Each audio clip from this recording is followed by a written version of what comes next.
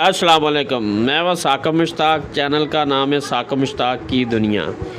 ਅੱਜ ਤੁਹਾਨੂੰ ਅਸੀਂ ਨਹਿਰਾਂ ਦੇ ਬਾਰੇ ਦੱਸਾਂਗੇ। ਨਹਿਰਾਂ ਦਾ ਜਿਹੜਾ ਨਿਜ਼ਾਮ ਹੈ 1925 ਤੋਂ ਲੈ ਕੇ 1927 ਦੇ ਵਿੱਚ ਅੰਗਰੇਜ਼ ਦੌਰ 'ਚ ਮੁਕੰਮਲ ਹੋਇਆ। ਪਾਕਿਸਤਾਨ ਦੇ ਵਿੱਚ ਨਹਿਰੀ ਨਿਜ਼ਾਮ ਅੰਗਰੇਜ਼ ਦਾ ਬਣਾਇਆ ਹੋਇਆ ਹੈ। ਇਸ ਤੋਂ ਬਾਅਦ ਹਰ ਬੰਦੇ ਨੂੰ ਇਹਨਾਂ ਨੇ ਅੰਗਰੇਜ਼ ਦੇ ਦੌਰ ਦੇ ਵਿੱਚ ਹੀ ਜ਼ਮੀਨਾਂ ਦੀ ਅਲਾਟਮੈਂਟ ਵੀ ਹੋ ਗਈ, ਜਿਹੜੀ ਕਿ ਅਜੇ ਵੀ ਅੱਜ ਕੱਲ੍ਹ ਉਹੀ ਨਹਿਰਾਂ ਇਹਨਾਂ ਦੀਆਂ ਬਣਾਇਆ ਹੋਇਆ ਨਿਜ਼ਾਮ ਸਾਰਾ ਚੱਲਦਾ ਪਿਆ ਹੈ। ਇਹਨਾਂ ਦੇ ਦੌਰ ਦਾ ਇੱਥੇ ਇੱਕ ਬੰਗਲਾ ਵੀ ਹੈ ਜਿਹੜਾ ਤੁਹਾਨੂੰ ਵਿਖਾਵਾਂਗਾ, ਜਿਹੜਾ 1929 ਦੇ ਵਿੱਚ ਜਿਹਦੀ ਤਮੀਰ ਕੀਤੀ ਗਈ ਹੈ।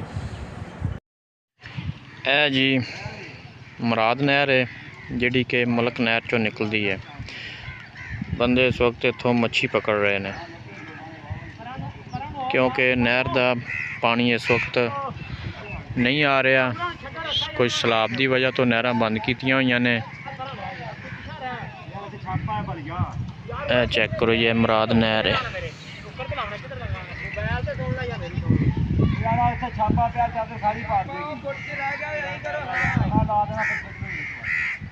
ਇਹ ਵੇਖੋ ਜੀ ਮੱਛੀ ਫੜ ਰਿਹਾ ਭਾਈ ਨਾਲ ਗੱਲ ਕਰਾਂ। ਹਾਂ ਲਾਲਾ, ਕੀ ਕਰ ਰਹੇ ਹੋ? ਮੱਛੀਆਂ ਫੜ ਰਹੇ ਹੋ? ਕੋਈ ਫੜੀ ਵੀ ਹੈ ਕਿ ਨਹੀਂ? ਇਹ ਕਿਹੜੀ ਨਹਿਰ ਹੈ? ਮੁਰਾਦ ਨਹਿਰ। ਅੱਛਾ, ਮੁਰਾਦ ਨਹਿਰ ਹੈ। ਪਾਣੀ ਸੁੱਕਾ ਹੋਇਆ ਇਹ 'ਚੋਂ? ਕਿਹੜੀ ਵਜ੍ਹਾ ਤੋਂ? ਸਲਾਬ ਦੀ ਵਜ੍ਹਾ ਤੋਂ। ਭਾਈ ਹੁਣੀ ਦੱਸ ਰਹੇ ਕਿ ਸਲਾਬ ਦੀ ਵਜ੍ਹਾ ਤੋਂ ਪਾਣੀ ਨਹਿਰ ਦੇ ਵਿੱਚ ਬਹੁਤ ਘੱਟ ਆ ਰਿਹਾ ਹੈ। ਹੁਣ ਤੁਹਾਨੂੰ ਫਤਿਹ ਨਹਿਰ ਦਾ ਵੀ ਦਿਖਾਵਾਂਗੇ ਔਰ ਮਲਕ ਨਹਿਰ ਵੀ, ਜਿੱਥੋਂ ਦੋਵੇਂ ਨਹਿਰਾਂ ਨਿਕਲਦੀਆਂ ਨੇ। ਕੋਈ ਮੱਛੀਆਂ ਫੜੀਆਂ ਵੀ ਆ ਕਿ ਨਹੀਂ? ਦੋ ਤਿੰਨ ਵਧੀਆ ਨਿਕਲੀਆਂ। ਇੱਥੇ ਪਿੱਛੇ ਵੀ ਬੰਦੇ ਗਏ ਨੇ। ਇਹ ਫਤਿਹ ਨਹਿਰ ਹੈ। ਹੁਣ ਤੁਹਾਨੂੰ ਫਤਿਹ ਨਹਿਰ ਵਿਖਾ ਰਹੇ ਹਾਂ, ਜਿਹੜੀ ਕਿ ਮਲਕ ਨਹਿਰ 'ਚੋਂ ਦੋਵੇਂ ਇਕੱਠੀਆਂ ਨਿਕਲਦੀਆਂ ਨੇ।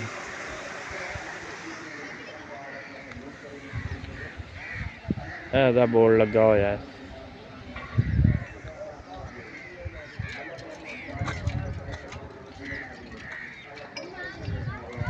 ਇਹ ਸਾਹਮਣੇ ਮਲਕ ਨਹਿਰ ਹੈ। ਇਹ 'ਚ ਵੀ ਪਾਣੀ ਬਹੁਤ ਕਮ ਹੈ ਕਿਉਂਕਿ ਸੈਲਾਬ ਆਇਆ ਹੋਇਆ ਦਰਿਆ ਸਤਲੁਜ 'ਚ, ਇਸ ਵਾਸਤੇ ਨਹਿਰਾਂ ਬੰਦ ਕੀਤੀਆਂ ਹੋਈਆਂ ਨੇ। ਇਹ ਵੇਖੋ ਇਹਦੇ ਟੋਟਲ ਫੱਟੇ ਜਿਹੜੇ ਆ ਬੰਦ ਕੀਤੇ ਹੋਏ ਨੇ।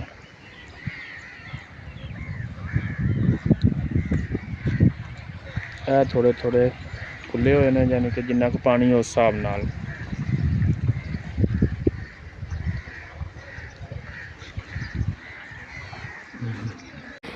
ਜਿਸ ਤਰ੍ਹਾਂ ਮਲਕ ਨਹਿਰ 'ਚੋਂ ਫਤਿਹ ਨਹਿਰ ਨਿਕਲਦੀ ਹੈ, ਇਸੇ ਤਰ੍ਹਾਂ ਇਹ ਮੁਰਾਦ ਨਹਿਰ ਹੈ। ਇਹ ਮੁਰਾਦ ਨਹਿਰ ਹੈ। ਇਹ ਪਾਣੀ ਚੱਲ ਰਿਹਾ ਥੋੜ੍ਹਾ ਥੋੜ੍ਹਾ। ਲੋਕ ਇੱਥੋਂ ਮੱਛੀਆਂ ਪਕੜ ਰਹੇ ਨੇ। ਇਹਦੇ ਆ ਜਿਹੜਾ ਫਰੈਂਡ ਵਾਲਾ ਹਿੱਸਾ ਨਾ, ਇੱਥੇ ਕਦੀ ਪਾਣੀ ਨਹੀਂ ਸੁੱਕਿਆ ਕਿਉਂਕਿ ਦੱਸਦੇ ਆ ਵੀ ਇੱਥੋਂ ਦਾ ਥੱਲੇ ਦਾ ਅਤੇ ਉੱਤੇ ਦਾ ਪਾਣੀ ਬਿਲਕੁਲ ਇੱਕ ਹੋਇਆ ਹੈ, ਇਸ ਵਾਸਤੇ ਇੱਥੋਂ ਕਦੀ ਪਾਣੀ ਨਹੀਂ ਸੁੱਕਿਆ।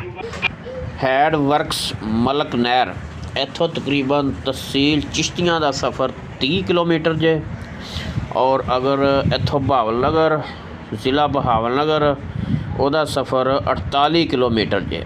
ਇਹ ਤੁਹਾਨੂੰ ਮਲਕ ਨਹਿਰ ਦਾ ਵਿਊ ਦਿਖਾ ਰਹੇ ਹਾਂ। ਮਾਸ਼ਾਅੱਲਾ ਬਹੁਤ ਹੀ ਪਿਆਰਾ ਨਜ਼ਾਰਾ ਹੈ, ਕੁਦਰਤੀ ਤੌਰ 'ਤੇ ਵੀ, ਵੈਸੇ ਵੀ ਅੱਖਾਂ ਨੂੰ ਬਹੁਤ ਹੀ ਸਕੂਨ ਪਹੁੰਚਾ ਰਿਹਾ। ਇਹ ਇੱਕ ਇਹਨਾਂ ਨੇ ਗੇਜ ਲਾਈ ਹੋਈ ਹੈ ਜਿਹੜੀ ਕਿ ਬਿਲਕੁਲ ਜ਼ੀਰੋ 'ਤੇ ਸੀ, ਯਾਨੀ ਕਿ ਪਾਣੀ ਬਹੁਤ ਕਮ ਹੈ, ਇਸ ਵਾਸਤੇ ਉਹ ਜ਼ੀਰੋ 'ਤੇ ਹੀ ਹੈ, ਜਿਹਦੇ ਨਾਲ ਪਾਣੀ ਦੀ ਪਮੈਸ਼ ਦਾ ਪਤਾ ਲੱਗ ਜਾਂਦਾ ਕਿ ਪਾਣੀ ਕਿੰਨਾ ਆ ਰਿਹਾ ਹੈ।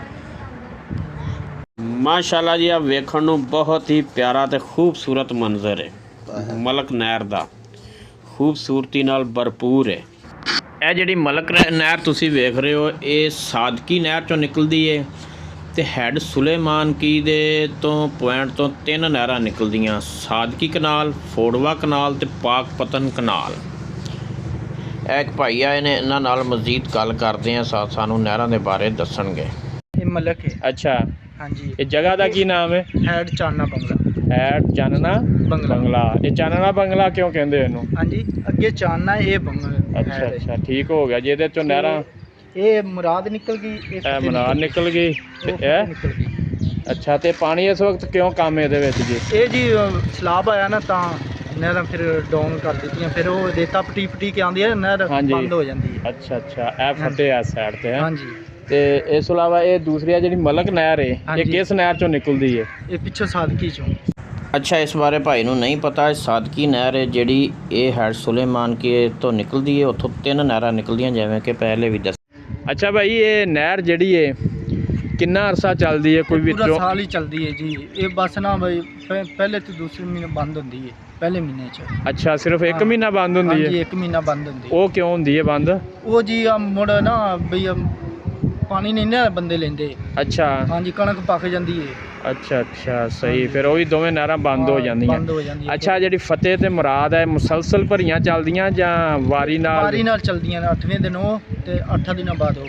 ਅੱਛਾ ਅੱਛਾ, ਯਾਨੀ 8-8 ਦਿਨ ਬਾਅਦ 8-8 ਦੋਵੇਂ ਦਿਨ ਨੂੰ ਬਾਅਦ। ਇੱਕ ਨਹਿਰ ਦਾ ਹੀ ਪਾਣੀ ਪੂਰਾ ਇੱਕ ਨਹਿਰ ਕਰਦੀ ਦਾ ਹੈ। ਹੀ। ਮੁਸਲਸਲ ਦੋਵੇਂ ਇਕੱਠੀਆਂ ਨਹੀਂ ਚੱਲਦੀਆਂ? ਨਹੀਂ ਨਹੀਂ, ਇਕੱਠੀਆਂ ਕੀ ਨਹੀਂ। ਵਜ੍ਹਾ ਹੈ ਦੀ? ਪਾਣੀ ਘੱਟ ਆਉਂਦਾ ਪਾਣੀ ਪਿੱਛੋਂ? ਘੱਟ ਆਉਂਦਾ ਹੈ ਨਾ ਪਿੱਛੇ ਫਿਰ। ਅੱਛਾ ਅੱਛਾ, ਯਾਨੀ ਹੁਣ ਜਿਹੜੀ ਇਹ ਪਾਣੀ ਇੰਨਾ ਘੱਟ ਹੈ, ਇਹ ਸਿਰਫ ਸਲਾਬ ਦੀ ਵਜ੍ਹਾ ਤੋਂ? ਸਲਾਬ ਦੀ ਵਜ੍ਹਾ ਨਾਲ। ਕਿਉਂ ਮੁੜੇ ਖਟਾਈ ਹੁੰਦੀ ਹੈ ਫਿਰ ਨਹਿਰਾਂ ਦੀ, ਕਿਉਂ ਰੇਤਾ ਪੁੱਟ ਕੇ ਦਰਿਆ ਸੁੱਟੀ ਜਾਂਦਾ ਹੈ, ਤਾਂ ਵਾਸਤੇ ਨਾ ਨਹਿਰਾਂ ਇਸ ਟਾਈਮ ਬੰਦ ਕਰ ਦਿੰਦੇ ਨੇ ਸਲਾਬ ਦੀ ਵਜ੍ਹਾ ਨਾਲ। ਠੀਕ ਠੀਕ ਹੋ ਗਿਆ ਭਾਈ, ਬੜੀ ਮਿਹਰਬਾਨੀ, ਤੁਸੀਂ ਸਾਨੂੰ ਟਾਈਮ ਦਿੱਤਾ ਜੀ, ਸ਼ੁਕਰੀਆ। ਠੀਕ ਹੈ ਭਾਈ ਜਾਨ। ਮਾਸ਼ਾਅੱਲਾ ਜੀ, ਇਹ ਜਿਹੜਾ ਵਿਊ ਹੈ ਬਹੁਤ ਪਿਆਰਾ ਤੇ ਦਿਲਕਸ਼ ਵਿਊ ਹੈ, ਯਾਨੀ ਕਿ ਵੇਖਣ ਵਾਲੀ ਜਗ੍ਹਾ ਹੈ।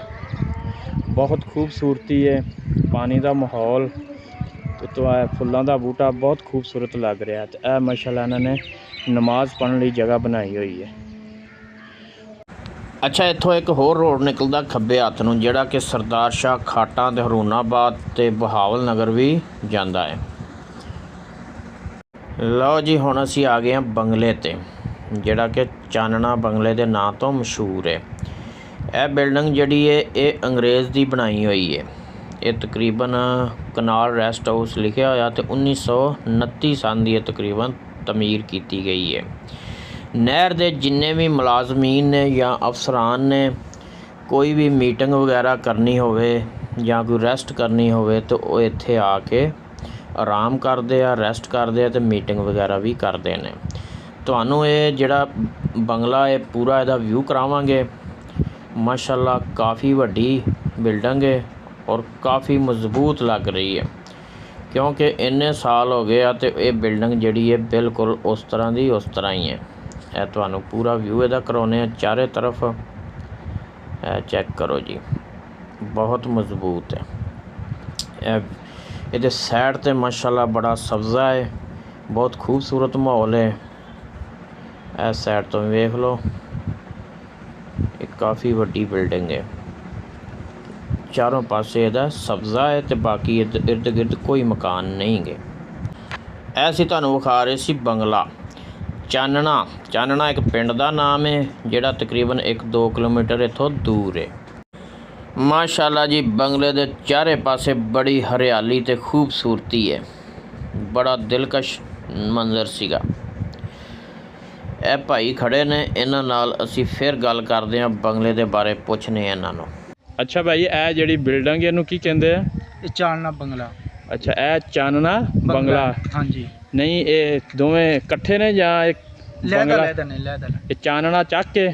ਹਾਂਜੀ, ਪਿੱਛੇ ਚੱਕ ਕੇ। ਕਿੰਨੀ ਕੁ ਦੂਰ ਹੈ ਇੱਥੋਂ? ਇੱਥੋਂ ਤਕਰੀਬਨ ਇਹਦਾ ਥੋੜਾ ਜਿਹਾ ਪਾਉਂਦੀ ਹੈ, 2-3 ਕਿਲੋਮੀਟਰ। 2-3 ਕਿਲੋਮੀਟਰ ਹੈ। ਅੱਛਾ ਅੱਛਾ, 2-3 ਕਿਲੋਮੀਟਰ। ਇਹ ਜਿਹੜੀ ਸਪੈਸ਼ਲ ਜਗ੍ਹਾ ਬਣਾਈ ਹੈ ਕਿਸ ਵਾਸਤੇ? ਇਹ ਬਹਿਣ ਵਾਸਤੇ ਬਣਾਈ ਹੈ। ਅੱਛਾ, ਇਹ ਵੀ ਬਹਿਣ ਵਾਸਤੇ ਬਣਾਈ ਹੋਈ ਤੇ ਜਾਨੀ ਮੁਲਾਜ਼ਮ ਆਤੇ ਰਹਿੰਦੇ ਨੇ। ਮੁਲਾਜ਼ਮ ਆ ਕੇ ਰੈਸਟ ਕਰਦੇ ਆ? ਹਾਂਜੀ। ਅਫਸਰ ਵਗੈਰਾ ਜਦੋਂ ਵੀ ਆਉਂਦੇ ਇੱਥੇ ਰੈਸਟ ਕਰਦੇ ਆ? ਹਾਂਜੀ।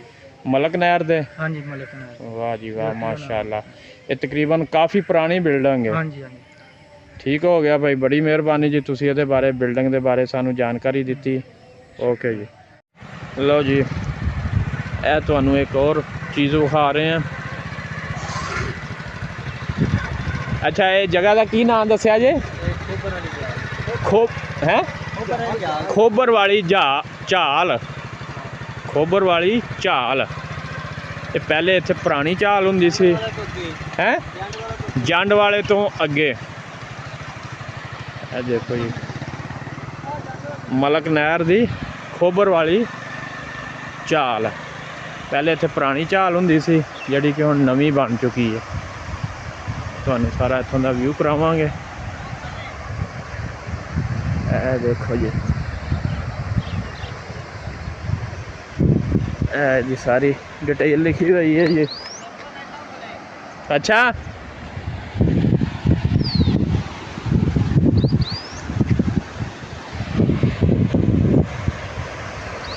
ਇਹ ਭਾਈ ਹੁਣੀ ਇੱਕ ਖੜੇ, ਇਹਨਾਂ ਨਾਲ ਅਸੀਂ ਹੁਣ ਗੱਲ ਕਰਾਂਗੇ ਤੇ ਇਹਦੇ ਬਾਰੇ ਇਹਨਾਂ ਕੋਲ ਪੁੱਛਾਂਗੇ ਵੀ ਇਹ ਕਿਹੜੀ ਝਾਲ ਹੈ। ਲਓ ਜੀ ਪਾਣੀ ਆ ਰਿਹਾ ਹੈ।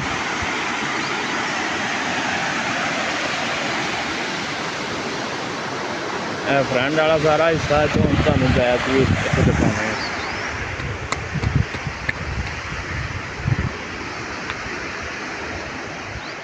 ਲਓ ਜੀ